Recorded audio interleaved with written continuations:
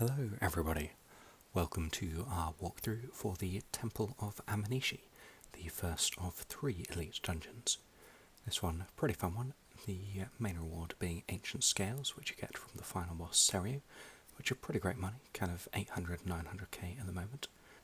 As with ED2, I would definitely recommend learning this dungeon with either mage or range. It's just significantly easier than melee when you're first starting out. And again, if you're ranging, you want to bring some chin chompers just for the cases where you can AoE people.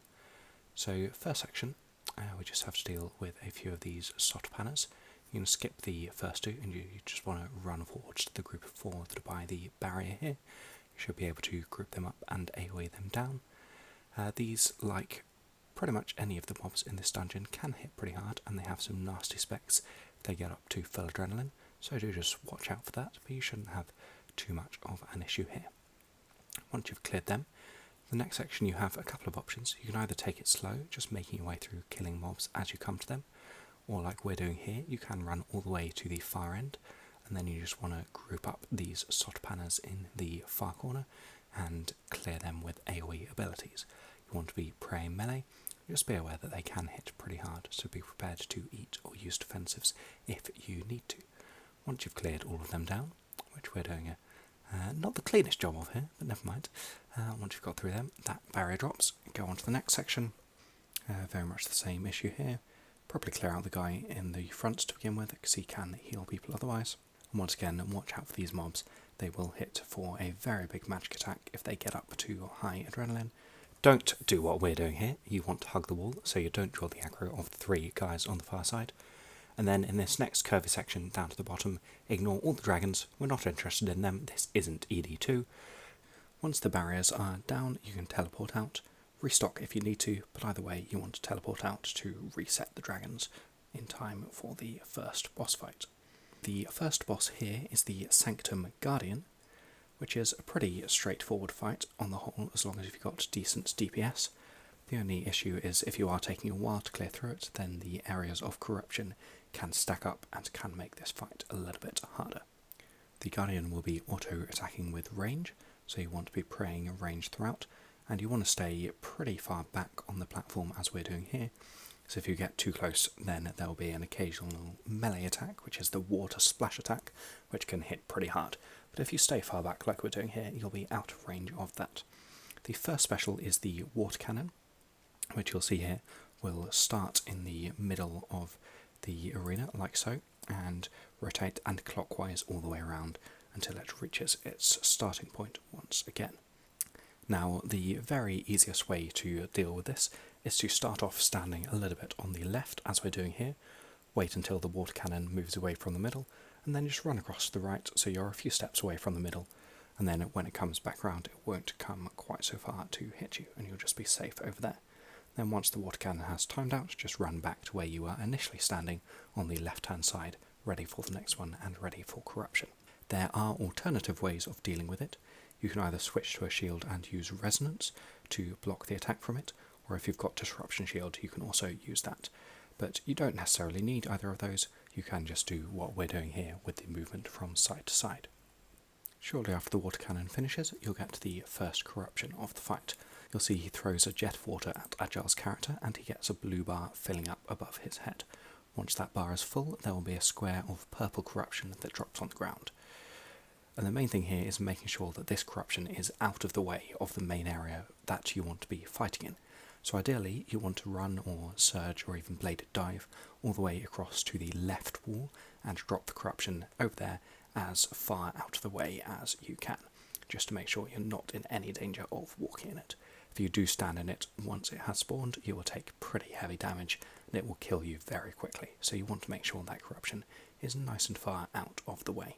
If you're soloing this, or maybe if you're just learning and you're not doing great DPS just yet, then you will have significantly more patches of corruption to deal with.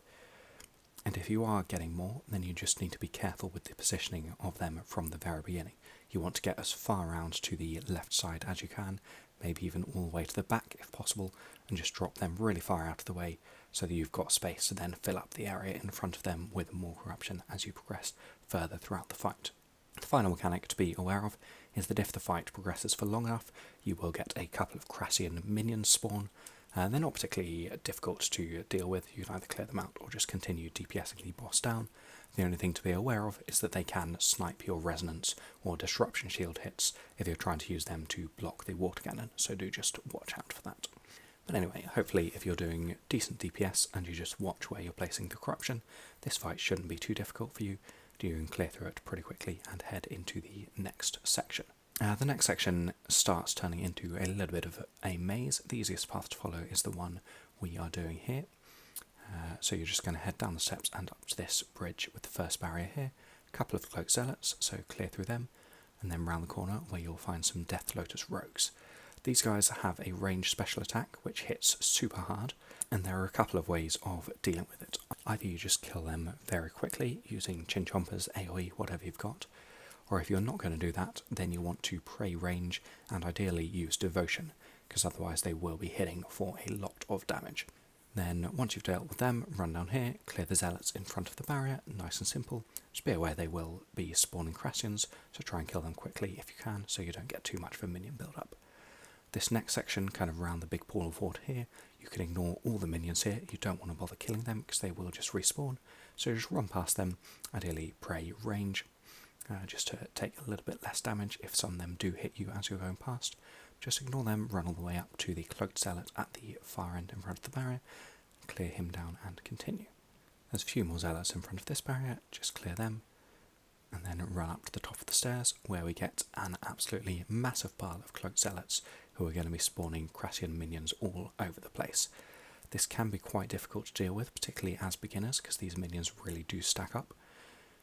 So I'd recommend pray melee here, and just watch your health, use defensives and eat up if you do need to, and try and AoE these zealots down as quickly as possible. You can see we didn't actually do a great job of it here, because we let the zealots get a little bit separated, which just makes it hard to AoE them down, so if you can, you ideally want to try and group them together. Now this next section is one that you have a couple of options for. You can either take it really slowly, or you can take a little bit of a quicker and slightly more risky method. If you're doing it slowly, then just make your way through this bit, clearing each set of mobs as you come to them. There's 2 here, 3 on the door to the west, a few more on the door to the east, and then a pile more of these renegade Menethite soldiers at the end. But alternatively, if you want to take it quickly, you can do what we're doing here, where you run all the way to the end and try and group all of the minions up, and then AoE them down. Particularly if you're wielding range and you're using Chinchompers, this is a really nice way of clearing through this section quickly. Just watch out, because again, some of these, particularly the Menethite soldiers, have a melee spec that can hit pretty hard. You see this one that's saying die by the blade there, that is their spec.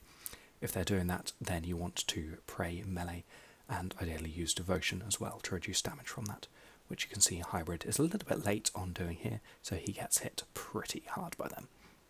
Now be careful when heading through the barrier into the next section. You can see there are a couple of these Death Lotus rogues hiding behind the pillar on either side, and if you just run straight out into the middle, then they will do their range spec, which will hit you for a lot of damage. Again, your options here, you can either just clear through them quickly before they get to spec, as we do, or alternatively, pray range, use devotion to block all that damage from the spec. Just be aware that if you have just used devotion to clear through the melee guys, then you won't have that available, so you might need to wait a bit. Then clear the final set of cloaked zealots who are out by this barrier, and then you can teleport out if you want to restock, or you can just head straight in for the fight with Masuta. Now, Masuta, I'm going to be honest, is not the most fun boss in the world. The fight takes a while, and it can also be pretty punishing, because some of his specs do a lot of damage. He'll be attacking with melee in the first phase, so you want to be praying melee, and the first special he's going to do is a hurricane, which you can see him doing here, where he spins around and will deal very, very rapid damage to anyone who gets caught in the AoE of that. You definitely want to be praying melee, and ideally try and surge or run away from him so you don't get caught in that. If he does get too close to you, then use devotion or debilitate or some other defensive to try and mitigate the damage from that, because it does hit really hard. I'd recommend just staying out of the way of it if you can. After that, a couple more specs in the first phase. One of them is the purple magic clouds, which you see here. They'll build up and then they'll do heavy magic damage when they land, so either switch to pray mage or you can just run away. If you back well away from Masuta, then you won't get hit by that. The other, he also has a melee spec where he says, I will pulverize you, and then hit you for a big melee hit. Once again, you can run out of the way of that if you want to. It's possible to just kite this boss a lot through the first phase if you're using mage or range, but if you are close to that, then just make sure you've got melee prayer on and watch out for the damage. And now we're into phase 2, where Masuta will hop up into the air, and you'll see he's spawning lots of these thrashing waters around the arena. You want to pray mage, because they'll be hitting you for magic damage, and you want to get close to them and kill them. You want to be within a square of them, or a couple of squares of them when they die, and then you'll get a stack of the Calm Waters buff, which is pretty important for phase 3 of the fight. This is a bit of a pain in a group because it's kind of difficult to get all 3 of you clustered around it before it dies, as you can see here, but if you try and get over to it as quickly as possible, then you should finish the phase with at least a reasonable number of stacks, which will make the 3rd phase not too horrendous. Once you've cleared through all of those, or possibly shortly before you've cleared through all of those, if you are taking a little bit of time about it, but at some point he will hop down, and then he'll go into his phase 3 attack pattern, where he'll mostly be auto-attacking with range, but he will occasionally do a mage special attack, where he jumps into the air, and then as he crashes down, there will be a purple wave of energy coming towards you. When you see him jump, you want to switch to your magic prayer to reduce damage from this, and the damage will also be reduced by the Calm Waters buff, which you hopefully got a decent amount of during the 2nd phase. If you haven't got any Calm Waters, then this spec does hit really hard, so make sure you do get that switch to your mage defensive and eat up if you need to. Once Masuta is down, the final section of mobs before Seiryu is really straightforward. You can just run all the way to the chest, and the only ones you've got to kill are the 3 defense pylons by the chest. I don't know why Hybrid felt the need to kill this one, but never mind. If you run all the way to the bottom, you just clear out these 3. They will attack with mage, so just mage pray, use devotion if you want to. You can reset it by killing the pylons, but you don't really need to. Once they're down, you can teleport out and restock if you need to, and then we're into the final boss battle of this elite dungeon against Seiryu the Azure Serpent. Now, this battle can be slightly terrifying when you are first learning. There's a lot going on and you do need to watch out for the mechanics because they will do really heavy damage to you if you mess them up. I'm pretty sure all of us died a few times when we were first learning this boss, and we still die occasionally if we're not paying enough attention. Seiryu will auto-attack with magic, so you want to be praying magic throughout most of the fight.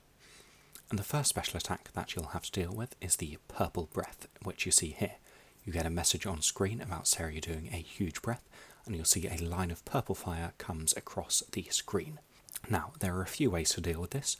You can either switch to your shield and use resonance, which I would strongly recommend doing when you can.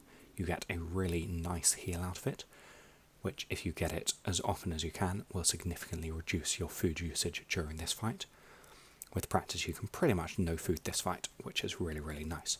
However, the Purple Breath attack will happen more often than you have resonance off cooldown, so you do need alternative ways of dealing with it. Your other options are using Devotion, which combined with Mage Pray will mean you're taking no damage for it, or if you also don't have that up, then you can use Debilitate, which will halve damage from it. You can use Disruption Shield, which will again totally block damage, or if you want to, you can just keep your Mage Pray on and tank it. If you do that, you will get hit fairly hard. It'll be a few K points of damage, so do make sure your health is high if you're doing that option. I usually find the best option here is to rotate a cycle of Resonance, then Devotion, then Resonance, then either Debilitate or Disruption Shield. And if you keep that rotation, then you should always have a defensive off cooldown to deal with this when it comes. Now, the next special attack, when the hand that is in the far southeast corner of the platform slams the ground, a black shadow pool will spawn underneath every player in this arena, and then after about a second, these shadow tendrils will spawn from where it is. So when you see that hand slap the ground, you want to just move a couple of steps away from where you are, make sure you're not standing in the shadow pool, and you keep out of the way of those tendrils, because if you are still standing there when they spawn, they will hit you for a lot of damage and can kill you very quickly.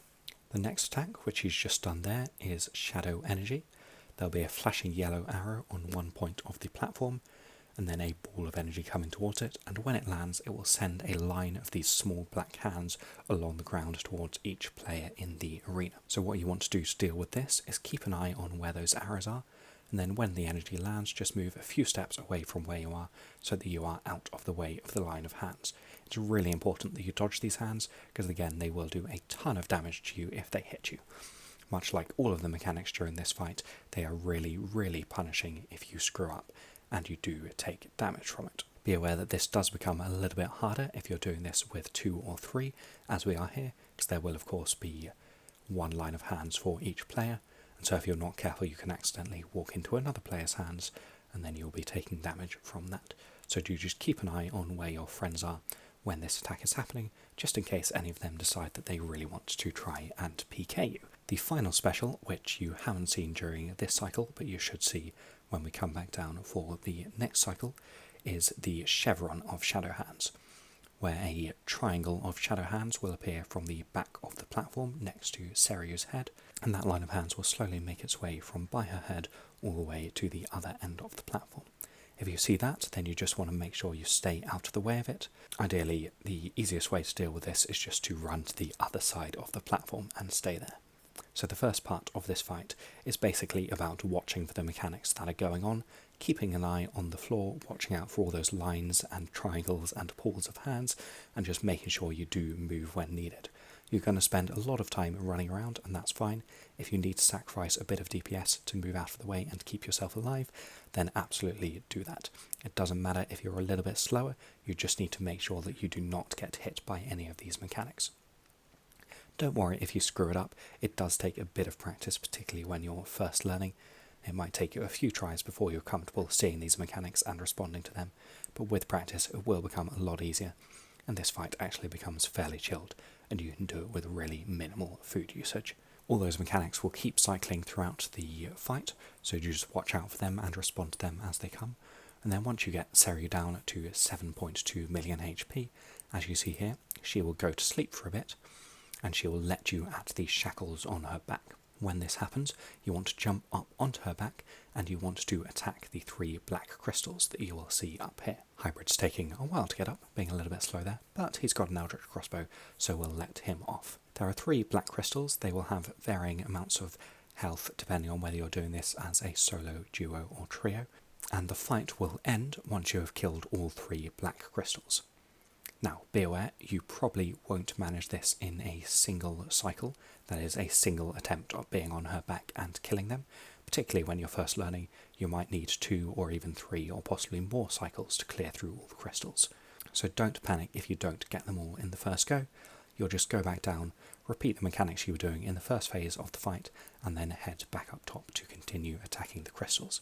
And as long as you're careful and don't get hit by the mechanics, you will eventually get through this fight. Now, shortly after you've all jumped up onto her back and are attacking the crystals, 6 shadow enigmas will spawn from the back of the platform. In duo or trio, this is a really straightforward mechanic to deal with. You can see Agile here has jumped off the shadow platform and down to the main arena, and he's just going to go and tag all of those shadow enigmas, get them to aggro to him, and just make sure he kills all of them before they reach the far side of the platform where we are. The easiest way to deal with this, at least if you're using mage or range, as you can see Agile is doing here, is to stand in front of one line of the enigmas so that they are blocked from getting to Seiryu, and then tag the 3 enigmas in the other line first. Once they're all dead, you can switch to the 3 that you are blocking.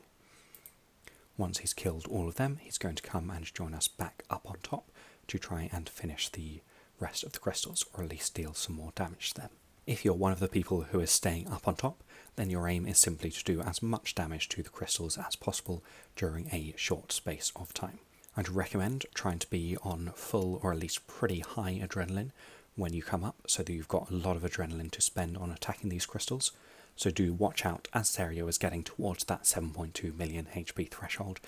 Make sure that you are building up some adrenaline ready for this. And then once you're up top, if you're using either mage or range, then it's a good opportunity to drop a Sunshine or Death Swiftness. If you don't have either of those, then that's fine. Just do what damage you can with thresholds. And if you want to, you can use things like vulnerability bombs on the crystals or dominion mines, as we're also using here. Try and speed this up a little bit. getting fast kills on the black crystals does significantly speed up your time once you can start moving from, 3 cycles down to 2, and then of course, if you're really good, down to 1 cycle. Anyway, at some point a second line of enigmas will spawn, as you can see here. You don't need to jump down because you will automatically get teleported down. Just be aware that you will be stunned when you land, so do use freedom to clear that stun, and then deal with the enigmas. Particularly if you've left some black crystals on half health, then you really don't want these enigmas getting up top, because if they do, then they will heal those black crystals back up, and that will really, really delay the fight. So freedom when you're down, clear the enigmas, and then focus back on Seiryu, and once more just deal with her various mechanics as they come, and DPS her down to 7.2 mil health, at which point you can head back up top and do some more damage to the crystals, and you just keep repeating those cycles until you have eventually killed all 3 of the crystals, at which point the fight is done. If you're doing this solo, then you get a guaranteed drop of between 4 to 8 ancient scales, and you can actually get significantly higher numbers of ancient scales, which can be really, really good money if you can solo this consistently. Duo and trio, the drop rates for scales are a lot worse, so you might not make a huge amount of money if you are doing this dungeon in a group, but you do still have a chance of those big scale drops, which can be pretty good money. And of course, if you can do all 3 elite dungeons, then you have the option of doing them consecutively and getting that elite chest at the end, which is one of the main reasons we do ED1 as a group. It's because we're going on to do a full chest run. Anyway, I'm going to leave it there, but thank you very much for watching, everyone. Hope you enjoyed this walkthrough. I'll see you for the next video.